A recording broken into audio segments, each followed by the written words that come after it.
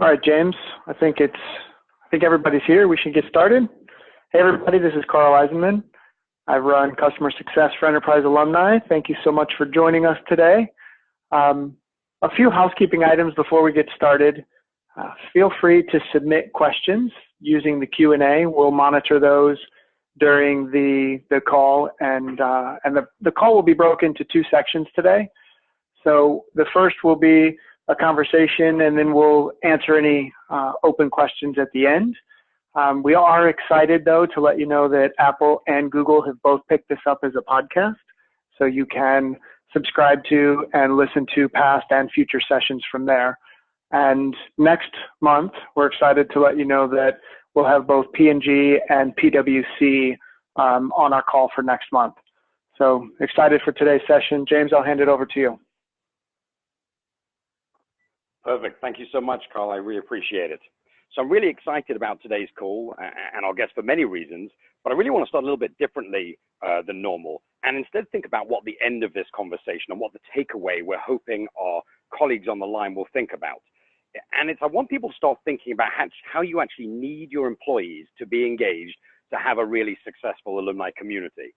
And the example I always like to give is if I assume your employees each know at least 3 alumni. What if your employee was tasked with inviting those 3 people and welcoming them into the network and sharing your content with those people? If those employees actively shared your initiatives, overnight, you'd transform your network in both size and engagement. So it's really important to recognize that your best advocates and source for growth will always be your employees. So the reason I invited KPMG and Coca Cola specifically to be here is because they are in such different maturities in their alumni programming. KPMG, who has had an alumni program for over a decade and has over 100,000 alumni members, and we're joined by Caren, who is part of the founding team and has seen this really grow from nothing to amazing. We also are joined by Becki from Coca Cola, who have maintained a smaller community focused on their retirees and are now building out their strategy to go big and engage all their former employees. I think this mix of alumni maturities will really provide some great context for this conversation. I think it's also really important to recognize that for many organizations who are just starting their journey to build an alumni program, we can build off all the knowledge, the struggles, the failures, and the successes of programs, including KPMG, who've almost done all the legwork of validating how critical an alumni community can be to a business. And so we definitely have to recognize and appreciate the people that came before and enabled us to do what we're calling Alumni 2.0, which is a new way of engaging our former employees. One of the other reasons I'm really excited to hear from our guests is they've both had at some point other roles within their businesses.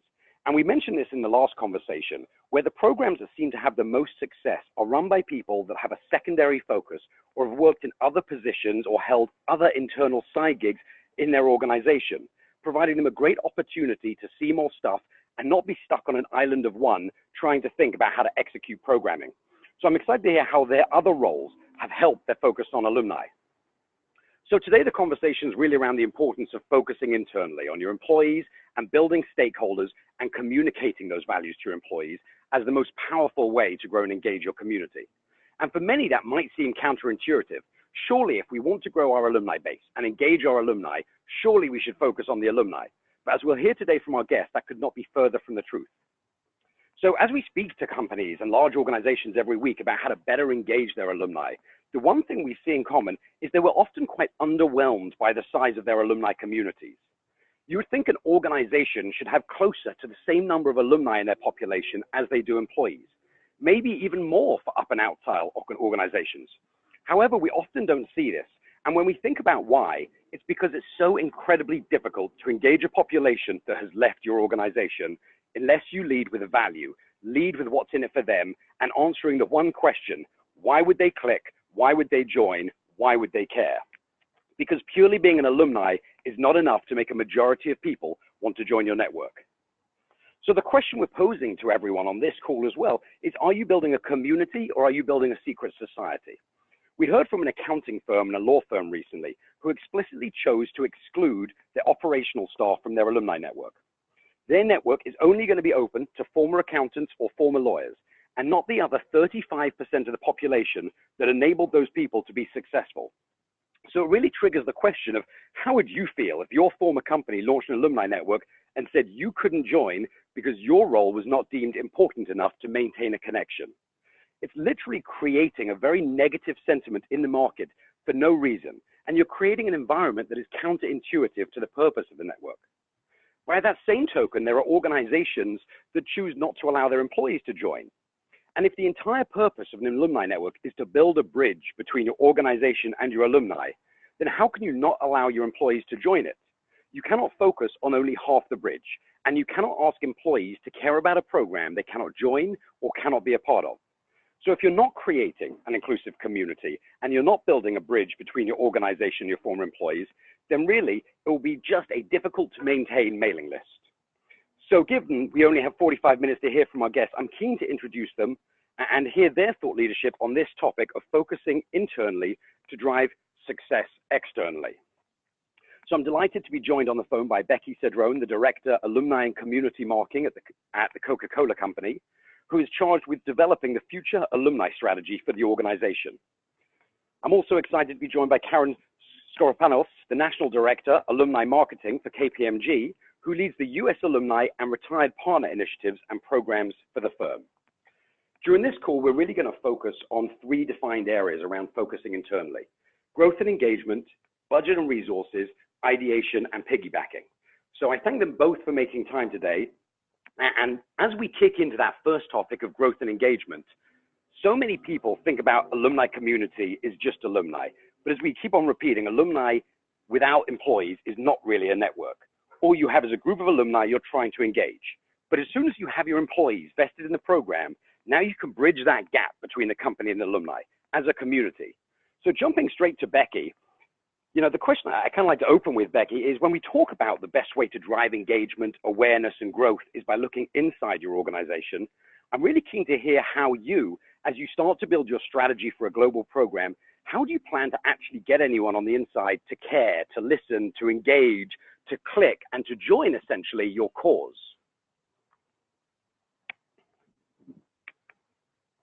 You may be on mute, Becki.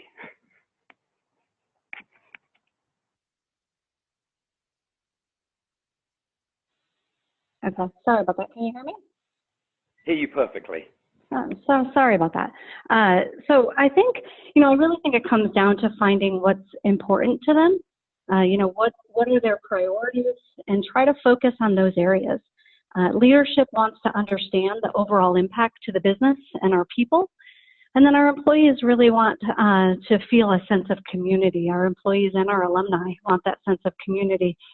So if we can outline how our initiatives are going to align to the business while also giving people a sense of belonging, I think that the rest is easy. That's one of the reasons why we're looking to expand our alumni program, to build lifelong brand ambassadors, promote networking, drive overall engagement, and build upon the sense of community with retirees and the broader alumni. Results only occur when we can get others to listen, care, and truly engage. Yeah, I totally get that. Truly care and truly engage is kind of that consistent topic we hear from all alumni leaders of how do we get those people to care? How do we get them to make the connection? This is important. So turning to you, Caren, you're in a totally different spot. You have a robust and well-regarded network. Your alumni network is not a secret internally, but how do you still maintain and communicate these values, the benefits, and really drive your employees to support and utilize this amazing community that you've built?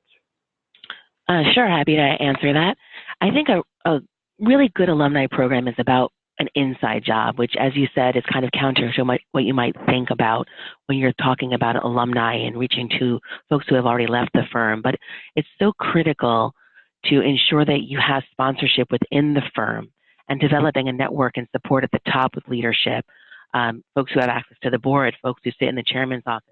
And we've been really successful with that, and we're very grateful at KPMG to have that kind of sponsorship. I think that has been the key to a successful program. You really see that promotes a cross-pollination and integration throughout the entire firm. And as you indicated previously, getting our employees involved and understanding the value prop for having an alumni program is really critical. So I think as we move forward and continue to drive the benefits, not only to our alumni, but to our employees, we want to make sure that we continue to support and utilize this amazing community of people and offer opportunities for them, our alumni, to benefit from the program as well. I think it's really a win-win across all those elements working together collectively.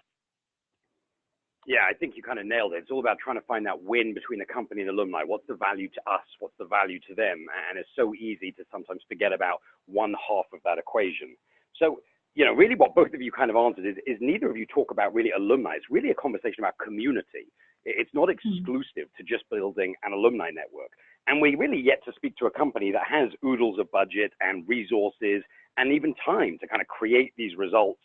And sometimes we speak to smaller organizations who will say, well, if we could just have the budget of KPMG or the resources or the brand of Coca Cola, then everything would be different. Our alumni would come back in droves. But we really believe that is actually not the case. We believe every company really has the same challenges and just at a different scale. And actually larger organizations tend to have larger challenges just because some of the red tape they encounter. You know, recently we spoke to the admin of quite a well-established network who said quite a sentence that we really love. We have a lot of cooks, but don't have a good handle of what's actually on the menu. And because of this, they've really struggled with engagement because they have a lot of people who know the importance of it, but they really haven't defined that strategy that you talked about, Becki, and communicating those values. And so now's a really good time, if you don't actually know what you're trying to achieve and how, to kind of reset on your strategy around those budgets and around internal resources and seeing what you can grab. So given you have a lot of cooks and everyone wants to succeed, you really have to leverage everything inside your organization.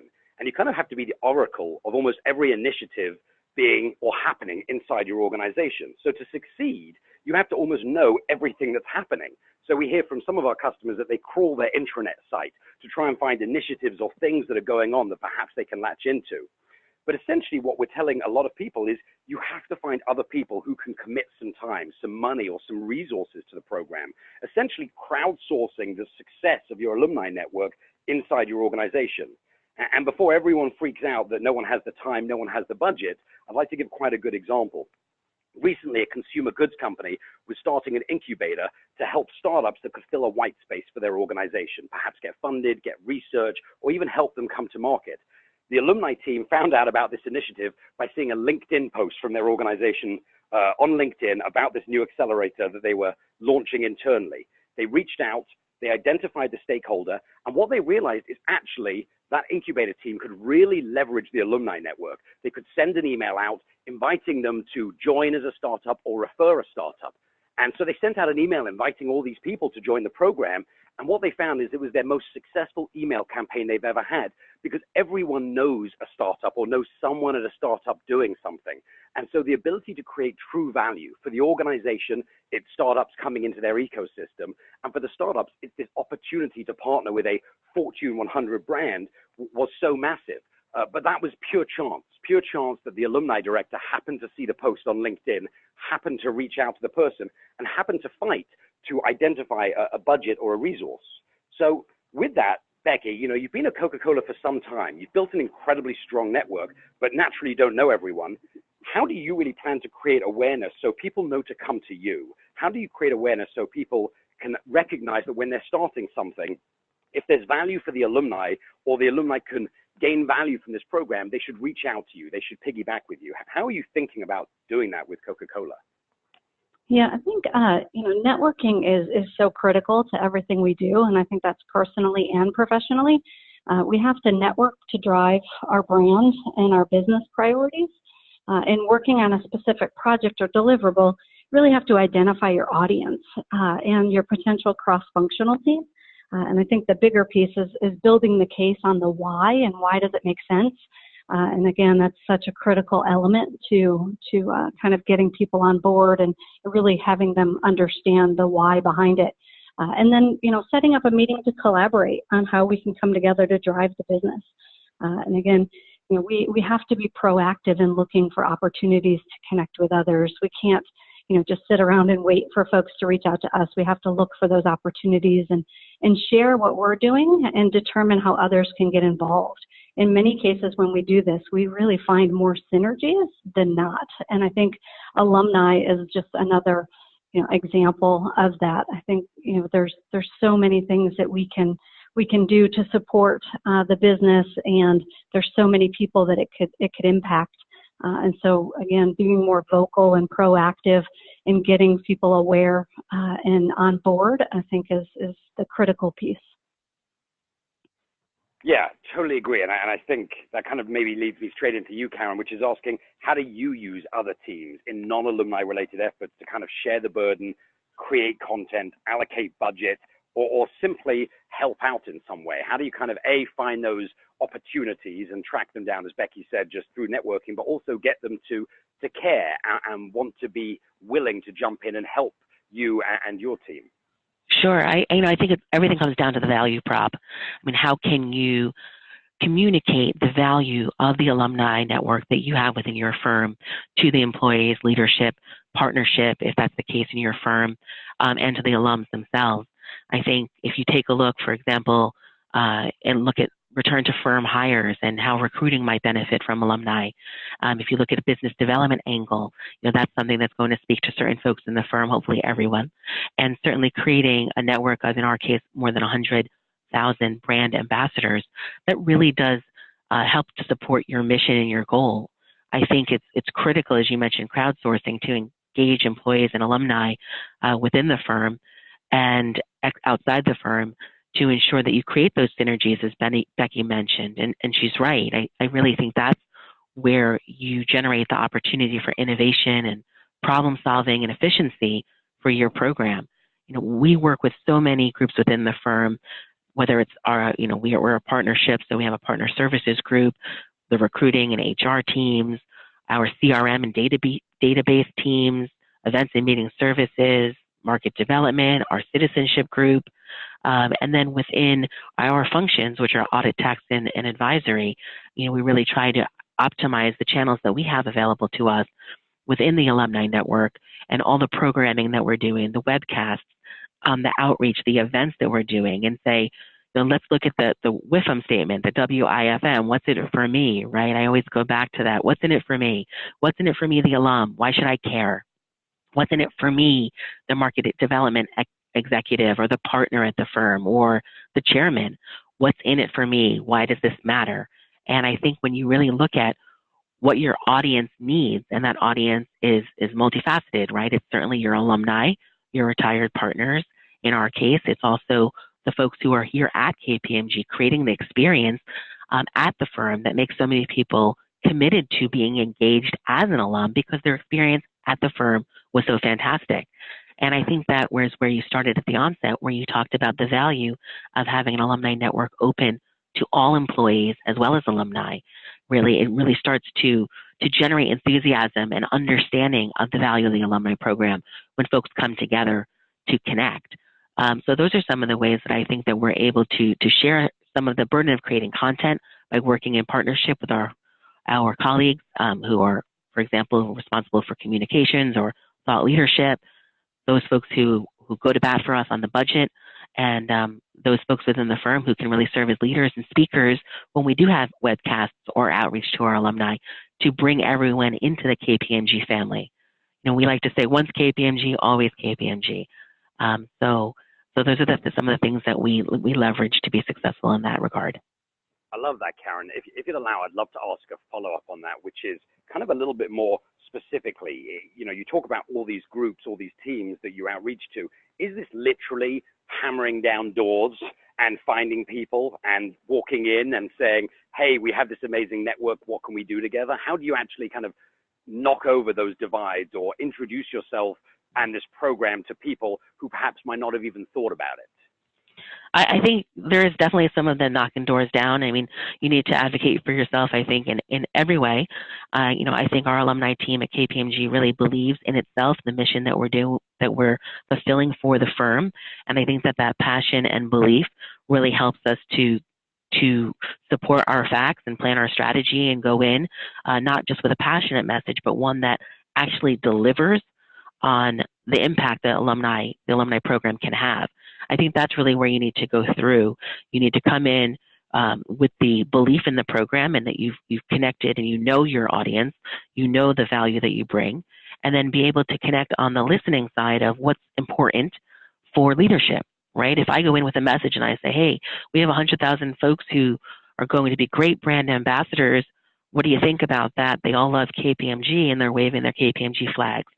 And the chairman says, okay, but are they generating business development opportunity, or do they care about community service, or do they care about, like, you need to make sure that your goals are aligned with the firm's goals. And if you come in left of center on that, I think that can create some issues for you in terms of getting your agenda kind of passed through, right? So I think it's really important not to just come in and knock down the doors and promote what you're doing, but to first listen, right? Get feedback on your ideas, identify opportunity that are important, and then advocate for the program with those elements in mind. That's what really allows for a successful program. Caren, your decade of experience speaks volumes. I can hear it with all your answers, and I really appreciate that. And, you talk about what's in it for me, which is so important. Sometimes when companies are starting their program, they're sitting in their office on the 41st floor, defining what the alumni want, defining what's going to work for them, defining what's going to work for the company. So, Becki, as you're starting this strategy of a global deployment for alumni for one of the biggest brands in the world, how do you think about advocating for the alumni of what they're going to care about, what they're going to want? How do you define what their needs are? How have you even approached that conversation? I'm sorry for that doozy question. Yeah, I think, so it's interesting, when we started this journey, and we're obviously still moving through this, but we actually interviewed our retirees, our alumni, and our current employees. And so it wasn't us actually, saying this is what they want. We opened it up and asked them, what do you truly see a value in from an alumni community? And so I think that's where we kind of turned the tables and looked outward and looked at, asking them, where would they see value? And again, a lot of the feedback that came back was, a sense of community, networking opportunities, and, whether it be coming back to work at Coca Cola in the future. And so it was really centered around the feedback from that community in order to drive, what is the vision and what are the priorities of our future alumni. And so a lot of work has been done. And again, we've still got a lot of work to do. But I think you have to look and truly ask the community what they want from this alumni program before you can develop what that future strategy looks like. And again, we're still working on it, and we're still fine tuning. But definitely a key element to that is asking the folks that are truly going to, get the true benefit from it and ensure that it aligns to their needs. Yeah, I think that's so true. I mean, both of you have talked about that. What's in it for me is actually very difficult, but the answer is so simple. Just ask them. Ask them what they want. It doesn't mean you have to listen to everything. It doesn't mean you have to agree to everything. But some people are so nervous to reach out to their actual alumni and ask them, how can we serve you better? Or not even that, is what are you trying to achieve? What are your goals? And how might we as an organization be able to help them? And I think that's really interesting insight, because what it really confirms is that perhaps the traditional approach to an alumni network of follow these 12 steps is actually a recipe for failure. This concept of turn on the technology, send an email, create an event, post a piece of content, and expect to be successful. It might help you launch, but actually you have to have a strategy and kind of a programmatic approach reflective of your organization, your business goals, your things and objectives you're looking to achieve. And these, and you have to add in essentially the fairy dust that makes your organization different from every other company. So you cannot just lift and shift kind of the legacy way of implementing and deploying software. You have to add that sprinkle of fairy dust, which flows really nicely into how you can kind of identify that fairy dust and turn it into alumni value.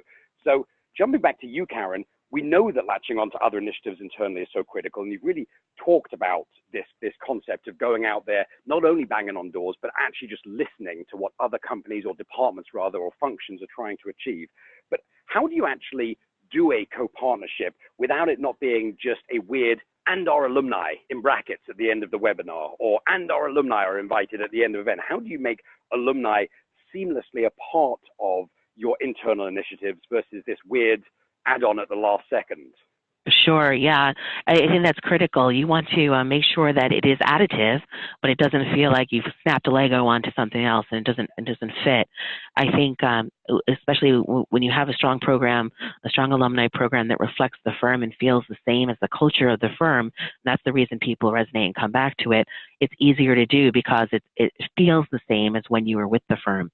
One of the things that our marketing organization at KPMG has heard from me is get your glaze on, right? And I came up with this idea, like, it's not about taking a cake and when the cake is finished, your alumni program is done, or your any program that you're working on, and then you put some icing on the top and it stays separate, right? It's more about pouring like a lemon glaze over it so that every piece of the cake tastes like lemon, right? It doesn't just sit on top.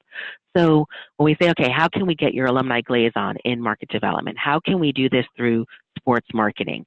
How can we energize something that you may already be doing through recruiting and then make it alumni-esque, right? And have that alumni piece seep into all that you do.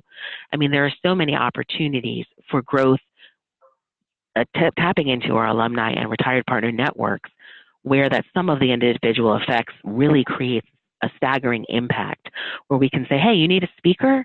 Well, guess what? We have a whole bunch of folks who have left KPMG to do these things and that might want to come back and support whatever you're working on and have a tremendous value based upon things that they've learned beyond the firm that they can now bring back to KPMG. So we can solve problems together across the firm. You need somebody to help to support a community service project that we're doing. Let's tap into our alumni who are in that city, right, that we can work together with and continue to enforce the brand of KPMG such that it is that we give back in our communities. So there are opportunities when people say, oh gosh, that's a great idea. Bring it on. Like, how can we not, tap into the 100,000 alumni that we have that are really true blue KPMGers? So that really supports us and goes back to supporting them at the end of the day. And I think that's how you successfully ideate and piggyback on other things that folks across the firm are doing. Sometimes we'll have a conference. We'll offer an alumni discount to folks to come back, to come to that event. And when they get there, we welcome them at the check-in registration desk. Something very simple, but we welcome them back home to KPMG. And we recognize that you have come back and you're part of the KPMG family.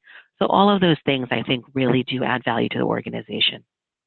I think get your glaze on is just such an amazing way to really put it. That actually, alumni have to permeate your entire organization. It can't be an afterthought. Otherwise, it ends up not really working and being a bit awkward. I actually saw a question come in from one of the colleagues on the phone that I thought would be perfect here for you, Caren, which is a colleague works for a 100-plus-year-old company, probably a little stuck in their ways, if I'm allowed to say that. And she's asking, how do you get started when you don't know the people, when you don't have that network, when you don't have the authority or the power or even the role in your organization to knock down doors and say, hey, what are you working on? How do you think someone kind of new to this should approach getting their glaze on when they don't have the weight of experience on their side? And I can speak to that even though we're a mature program at this point, 10, 11 years into it. I came in very much like that because I started the program. And when I came through the front door and they said, we'd like you to do this, and I accepted the position, and I said, great, who are the alumni? And they said, well, that's kind of your job to figure that out.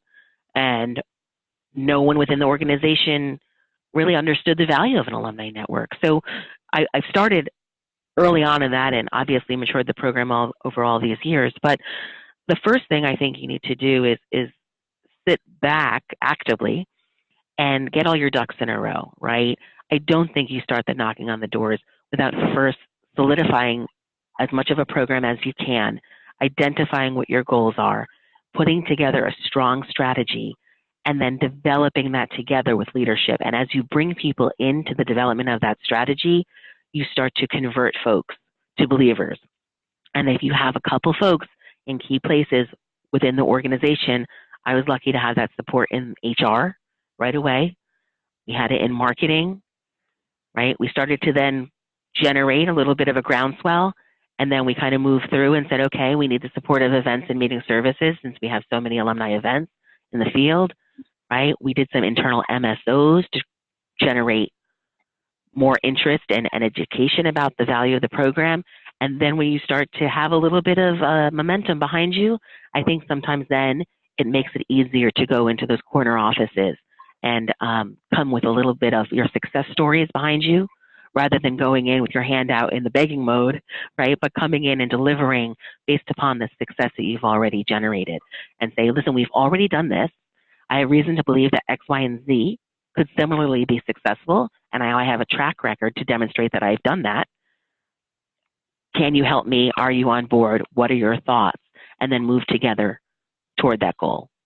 Lead with results, lead with success. Becki, I think I almost have an identical question for you, because I know you're going to have a great answer to this, around how, when you're starting, you approach this conversation of speaking to people and getting them on your side and getting them to care and internally getting that buy-in. How would you say someone kind of just starting in their organization should think about this? And perhaps a secondary question I have, just to barrel it on top, is how are you thinking of reporting on that success or showing your success metrics? So I apologize for 62 questions in one. Yeah, I think, similar to Caren, I think the first thing and the most important thing is knowing your information and knowing who is your alumni, why are we doing what we're doing, and how does it impact the business. You have to be your strongest advocate for what you're going to be selling, quote unquote, selling in. And so I think, again, you have to, build your brain and build, all of your knowledge on, why are you doing what you're doing, or why does it make sense for the organization? And that could make different sense for HR.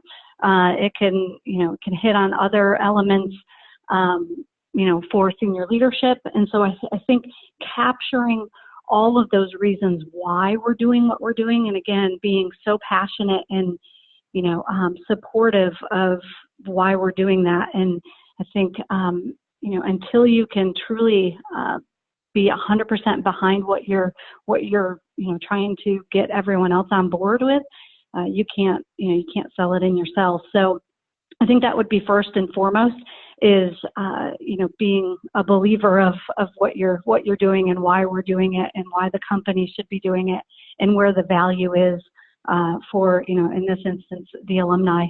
And so I think that's kind of why we've spent so much time on getting it right before we just move forward. My boss always says, it keeps him up at night and worrying that we're setting the sail in the wrong direction. And so I think, making sure that we've done all of the research and we've figured out, why we're doing this and why it makes sense is so critical before we move forward. And then I'm sorry, James, the second part of your question? Yeah, the second question is how you intend to talk about results. How do you intend to show everyone, all the way from the receptionist to the CEO, the value and the success of your network, whatever success happens to mean? Yeah, and I think the success metrics are something that we're still trying to figure out what are those numbers, because back to what I had said, I think, success can be very different depending on who you're talking to. A big piece and a big buzzword right now for us is, how do we drive culture within the organization? And as I said the other day in a meeting, is that, culture doesn't stop when you leave the company. It continues. It's about how do you continue to engage with alumni and build that culture even after they've left the company. So culture could be a metric. We've talked a lot about with HR is the rehire and bringing an alumni back into the organization. Is there a benefit there? Is that important for us as an organization? We know there's a cost savings to that. And so I think your metrics are going to change, and the way that you sell it in is going to change depending on who you're talking to. And so we're still fine-tuning what those metrics look like, and I know you guys, EA is helping us get there. And I think the other piece is, talking to other folks like KPMG and P&G and some of these others that have been doing it for so long is helping us try to think differently on, what should we be looking at? And there's also things that I'm sure we're not, again, when we set this out, we thought, oh, we know this. We can, this is the metrics we want to pull. But now the more and more we talk to people, and even internal and external, we're starting to look at, what are those true metrics, and how do we ensure that it links back to the business and then also the alumni and what they really want out of this. Yeah, I love that. And you've used the word consistently, both of you, this word passion, in different places, in different answers. You both talked about this. Perhaps I can ask you, Caren, just briefly, how did you fall into this position? And I asked that with a bit of context, which is, we had a question come in from the audience, which is, I work at an organization, I have my day job, and someone's been like, oh, and now also you're in charge of our alumni. And I'm sure she's looking around to her left and right and being like, yeah, what? Is it just me? How am I going to do this by myself without an army, not a full-time job? And so I'm really curious, A, how you fell into it, and B, some advice or thoughts you might have for this colleague of what just got dumped on her desk and now she's responsible for. Sure. I know I've heard that quite a lot, that happens within organizations. I mean, I was really lucky that KPMG hired for this position, and they understood that this was a kind of an enterprise that we wanted to invest in, starting with the team and then growing it out.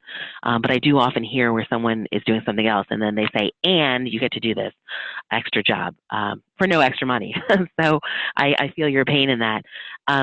Hopefully whoever has put that on his or her plate is coming from a leadership position, and so that there's a support there, including budget, right, to get this off the ground and create a business plan that actually has backing so that goals can be you can be successful in achieving those goals. I think for me, in terms of how I, so to speak, fell into the position, I was looking to work within a company that had a large brand and that also had an entrepreneurial spirit. And sometimes you may not think, a company the size of KPMG with 30,000 U.S. employees would necessarily be deemed entrepreneurial since it's such a large organization. But I really found that KPMG wanted to grow in a way that was new and had a mindset that was focused on outcome, and in terms of how we were going to innovate and ideate to create new value. That was what was appealing to me. So when I was interviewing across different opportunities, I've always found myself in a place where I've found a role within any corporation that I've worked in where there's a big brand with an entrepreneurial spirit, and that has really helped to focus the success of the program. I think hopefully for that individual or for anyone working in this area, it's easy to be passionate about the KPMG alumni. I think, sorry, Coca Cola, I think we have the best alumni in the world, but we really do. And our mindset within the firm extends to our alumni population. It's really an attitude and approach. It's folks who are actively seeking out change, rather than waiting to adapt to change, and that mindset of critical questioning and innovation, service, and continuous improvement helps us to grow the program. So that's what I wish for you in your role. And at the end of the day, having that support at the top of the house is so important. And based upon kind of the characteristics that I've just outlined here, I've been very fortunate in that. So there's a lot of hard work, but a lot of good luck at the same time based upon the folks at KPMG and the support of this initiative. Yeah, we often tell people when they're on an island of one and this has been dumped on their desk, obviously with no extra money, but huge QBR requirements, that actually just start really small and be laser focused. Get some success metrics somewhere that you can prove, because success tends to give budget. And for many smaller companies, they know they need to have an alumni program, but they're not yet sure why, what. They don't know all their business objectives. They don't know the impact they can have on this bottom line. So you find a lot of people, as you said, who are coming in and now you're in charge of alumni. We tell them, focus on one segment, one tiny segment that you can manage, do some performance, get some success, and then you can walk back in, as you kind of said, Caren, and lead with the results. This is what we did with my 2 hours a week. Imagine if I had 30. Imagine if we had a full-time person. And so kind of that question to you as well, Becki, is how did you get into this? I know your background in community marketing. I know the amazing charitable work that Coca Cola does with the Special Olympics and all these other foundations.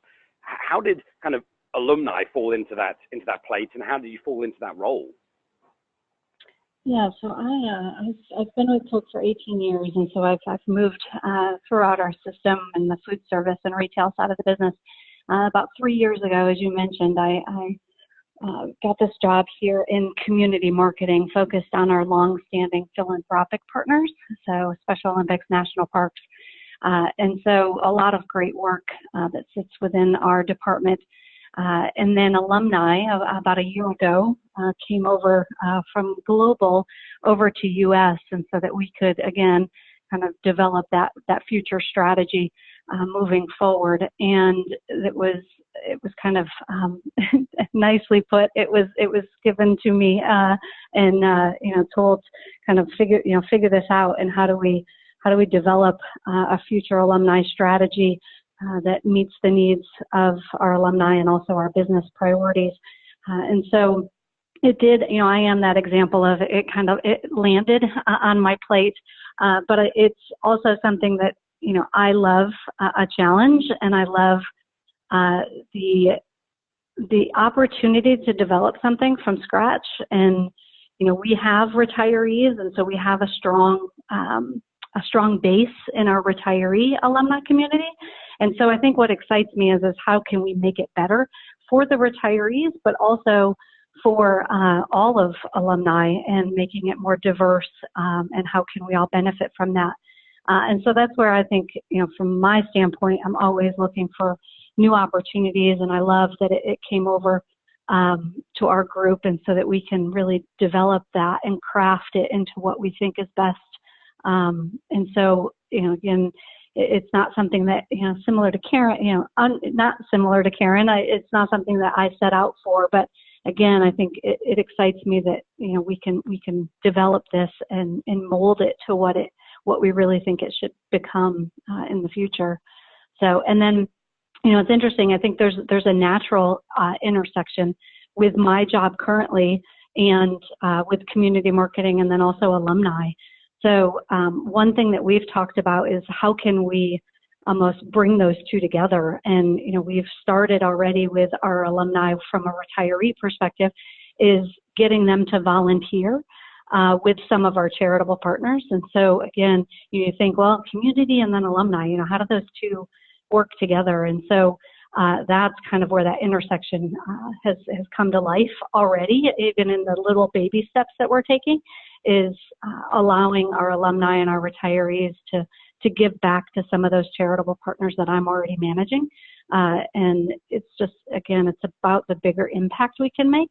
And, it makes perfect sense to drive that impact through our charitable partners, and then with alumni as well. So more to come on, where we continue to evolve and what this becomes, but it really excites me that I'm part of in crafting what this looks like.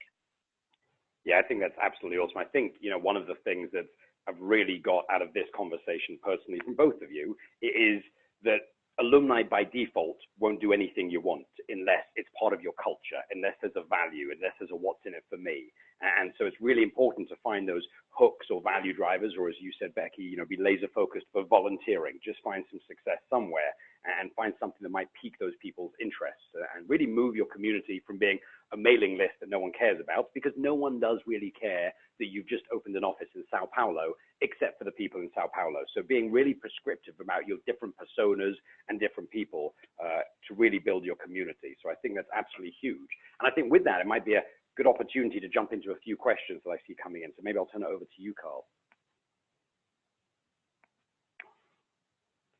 Sure. Thanks, guys.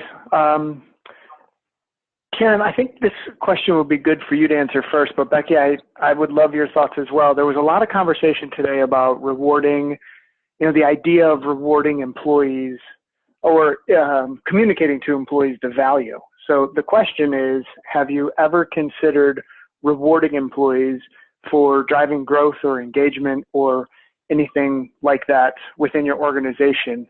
And if so, what worked, what didn't work? Sure. We have had incentive programs throughout the firm when we're trying, especially to, for example, collect data, right? I mean, that's cleaning our database and keeping that current is constantly an issue for us. And so we wanted to ensure that the information happens. I mean, we have offices all across the world, in the United States, certainly. And so many times the folks who know the people in their market are the people who are working in those markets. So we incentivize our employees to provide information back to us in regards to contacting our alumni.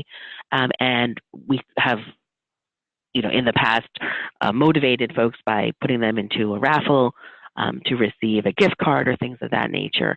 So that's been very successful. One of our initiatives most recently looked out to all of our markets, and we tried to grow the database, and we were able to do that successfully. I think as we all know, sometimes data stays in people's Rolodexes or in folks' their phones and never gets into the national CRM. So we want to make sure that all that data pulls in. I think incentivizing our employees to connect with their alumni has also been an issue where we've said, take an alum to lunch, right? And report back and connect with us, or we've segmented or stratified our alumni. We will say, okay, these people are at the C level, or these people are in a certain industry, and give folks kind of a target list of connect with these folks, make sure that they're still connected back to the firm, serve as an ambassador and really a liaison back to the firm should they need any help or have any questions.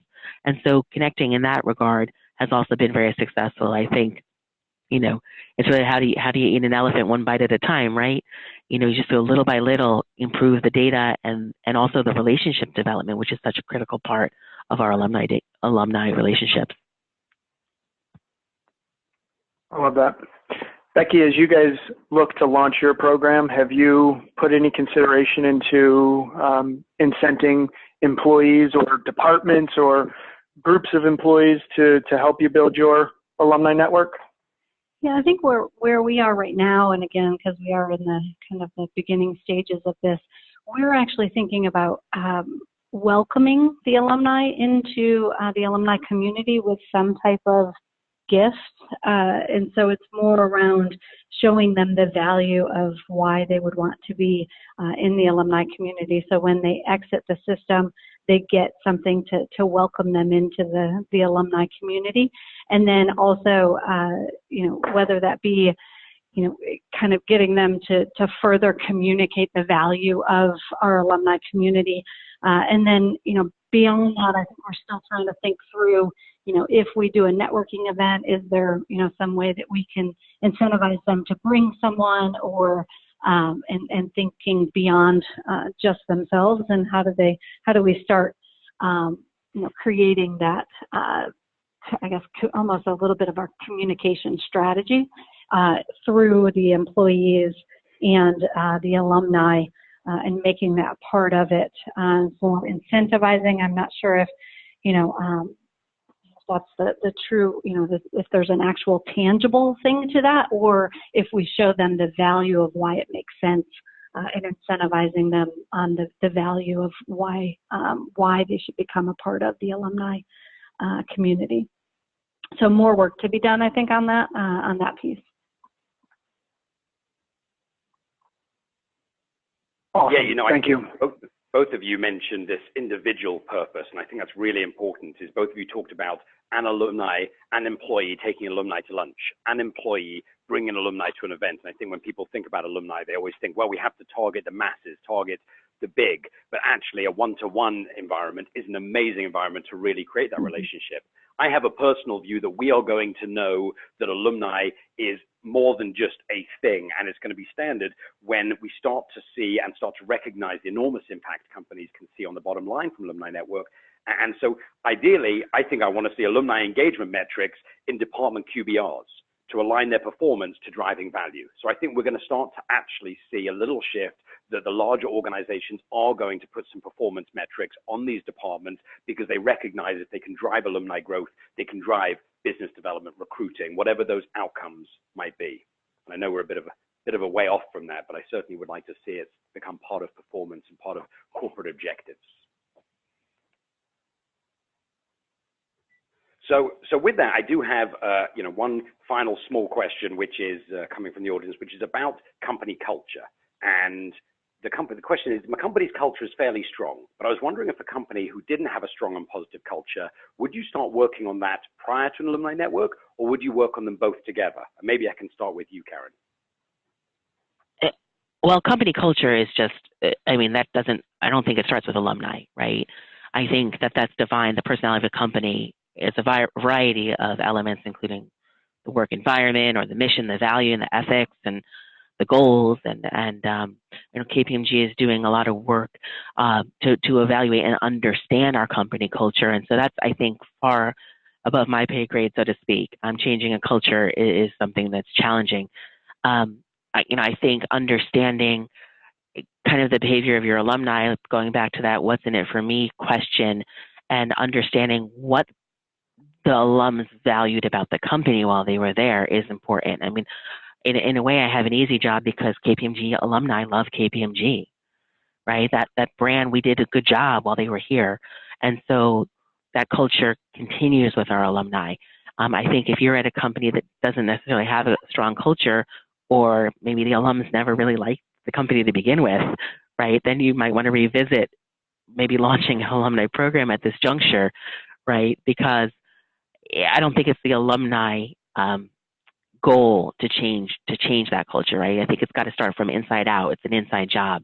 And then you go out to your alumni when they have an interest to reconnect back to the firm or the corporation, because they understand that what you're building is tremendously important, and it continues to pay dividends to them in terms of their personal goals and connectivity back to the corporation. Does that help? Yeah, Caren, you've actually given us two winning quotes on that one. One is get your glaze on, and two is alumni is an inside job. And I think both of those are really relevant. I have another question for you, Becki, which is my organization is quite risk averse and doesn't really like any failure. Has anything you've tried ever failed, and how do you recover? Good luck, Becki, with that question. well, as we're setting the ship, I'm not sure I want to talk about failure right now, but I think there's always going to be something we're failing at, or that we might need to course correct. And I think that's why we are making sure that we're trying to move and take baby steps and do this right. And then even with EA, like if we step in, how do we ensure that we're again kind of doing this the right way, and so that we can easily adapt and shift if we need to. And so I think there's always a risk for failure, but I think being prepared to shift or to take a different direction and have kind of that backup plan is going to be so critical. But again, I think if we've gotten all of our information and our data and we're kind of forging ahead, hopefully, again, we can shift and be nimble if it makes sense for the business, and move quickly. So I think that's the other piece is we're trying to do this right and not fail, and that's why we're doing it in baby steps and ensuring that we're learning from all the other alumni organizations out there, and everyone has been so wonderful and collaborative, and so I would also challenge everyone else to reach outside and get out of your silo and reach out to people that have done this. Caren, I mentioned to you before, I think you're going to be a wealth of information for us. And so don't be afraid to reach out to others that have done this, because we all have risk to fail. But the more we can learn from each other and pull other ideas and ways that other folks have done this, I think that's just going to benefit everyone. And the collaboration that it builds is a wonderful thing. Yeah, I love that concept of be prepared, but also be quick and nimble and agile enough to course correct. Caren, as we have just a minute or two left, I'm really keen to hear your answer of how you manage or approach failure. And I think that's just a professional question. I'm not sure if that's just Sure. Well, I failed lots. The alumni program, we've definitely made some missteps. And, I'm not afraid of that. I really feel like it's a reflection of our striving to learn and grow and a motivation for improvement. I think that we're constantly trying to rethink our programs and kind of have an inventive spirit. So there's definitely programs that we've set forth that we thought might work, and then they come out a little flat, and then we might rethink them and start over. And that helps us to learn and develop and improve, and ultimately really gives us that growth mindset. So that for us, is so helpful. And it helps to kind of create a virtuous cycle, if you will, kind of a positive reinforcement of what we're doing is right. And we might have to move a little to the left or a little to the right, but we get lots of feedback from internal folks, leadership from employees, and from our alumni who work together with us to make whatever we're doing better. So, we're encouraged to continue to move forward and create a positive experience and ultimately help to create value. So failure is a good word for us. Yeah, I love that. We like success better, but we're not afraid of failure. Yeah, success first. But I love that you're both with massive organizations, but both empowered to have the courage to try and test and play. And I think that's probably the biggest learning that I've got from both of you is be willing to ask for help, have the courage to try, be agile, but mostly alumni is an inside job. So I really want to thank both of you so much for taking the time and being so open. You guys are both great, not only for the wider community and sharing your experiences and best practices to help others on this journey. So I really appreciate that. I know we have some other questions coming in. What I'll do is I'll use those and put the answers to those questions in a follow-up email, which will include the recording. But again, I really want to thank both of you. And next month, we're excited to have PwC and P&G on the line, who are going to talk about alumni being less about HR and more about marketing and brand value. And so with that, I want to thank everyone who joined us and wish you all a great day. Thanks so much. Thanks so much, guys.